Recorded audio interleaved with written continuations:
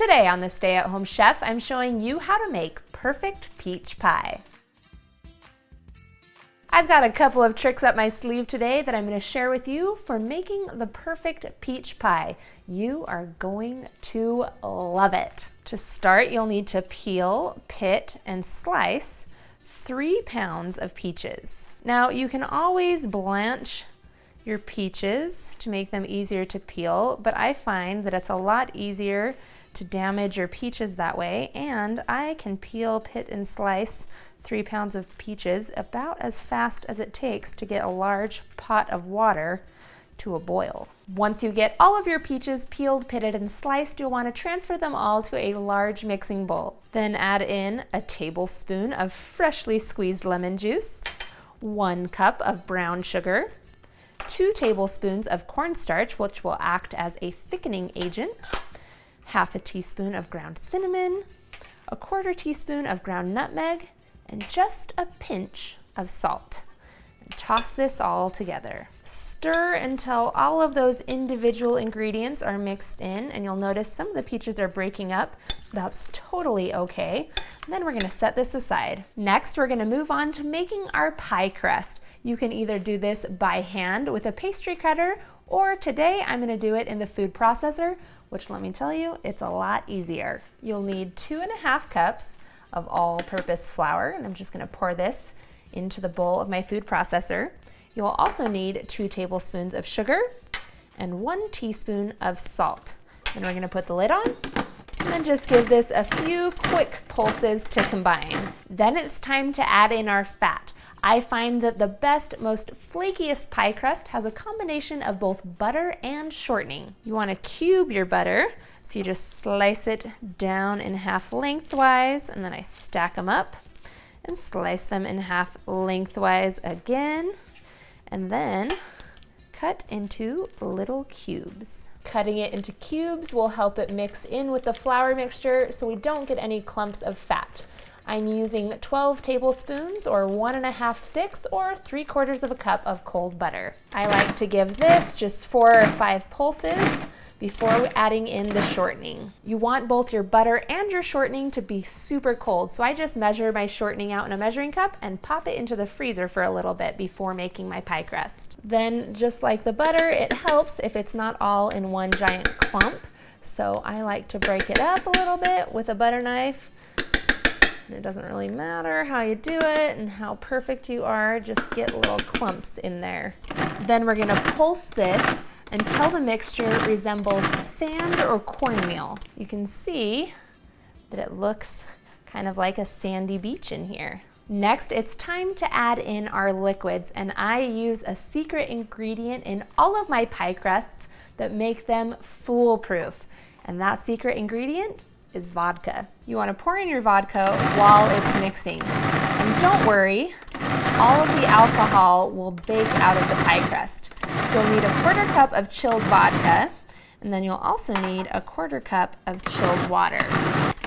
And you can see that the dough is all coming together. Take all of the dough out of the food processor and divide it into 2 roughly equal pieces. Then you'll want to wrap each dough piece in a little bit of plastic wrap because we're going to pop these in the fridge to chill. The pie dough needs to chill in the fridge for 1 hour. Luckily, your peach mixture needs to sit for an hour too. After 1 hour, roll the first piece out on a lightly floured surface into a 12-inch diameter circle. Then you're going to transfer the crust into a pie plate. You just want it to sit down nicely in the pie plate. Sometimes you have to help that along a little bit. If you make a mistake, don't worry. You can always re-roll this crust because we use that vodka. Now, I'm not known to make pretty pies. I go for flavor over looks, and you should too. Focus on the flavor and don't worry so much about the looks. It's okay to have a rustic, homemade looking pie. Now, with this second piece, we're gonna roll it into a 10 by 13 rectangle. We're gonna make a lattice top for our top crust. Now, a trick I use for measuring while cooking is to take my printed recipe. I know that this side is 8.5 inches and this side is 11 inches long. So for 13 inches, I need it to be a little bit longer than the length of my paper. And for 10 inches, it needs to be just shorter. Then we need to cut our dough into 8 equal strips. So cut down the middle first, then the middle of this side, and then each of those in half, and you'll have 4 on this side and then 4 strips on this side. Now, if these strips of dough become difficult to work with, you can always lay them out on a baking sheet and pop them into the freezer for a few minutes to stiffen up. Next, we're ready to assemble our pie. You'll want to drain all of the liquid from the peaches except for just 1/4 cup. I'm just going to pour all of my peaches through a strainer and then pour all of those strained peaches into my pie crust. Then you can add in that 1/4 cup of reserved juices, but if your peaches are super ripe and juicy, you may want to leave that out. Then we can start weaving on our latticed crust. So you'll want to lay out 4 strips on top, and then we'll start weaving in the other direction with 4 pieces that way as well. It's back to kindergarten when it comes to weaving.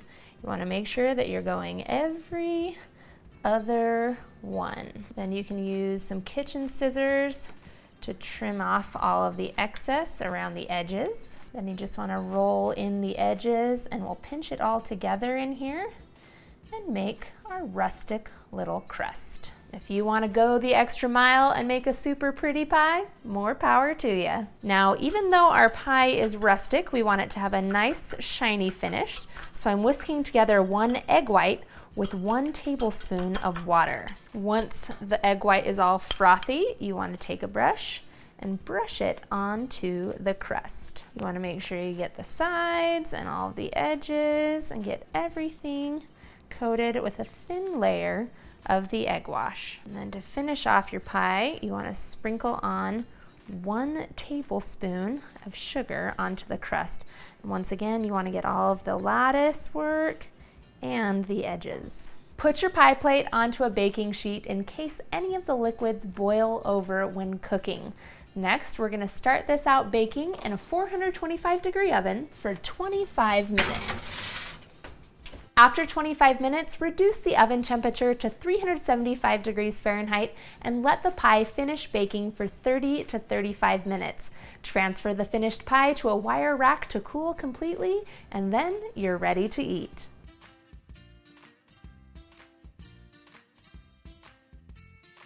Thanks for watching. You can find the full written recipe in the video description. Be sure to subscribe, like, and follow, and check out the rest of my videos where you can find hundreds of restaurant quality recipes you can easily make at home. See you later.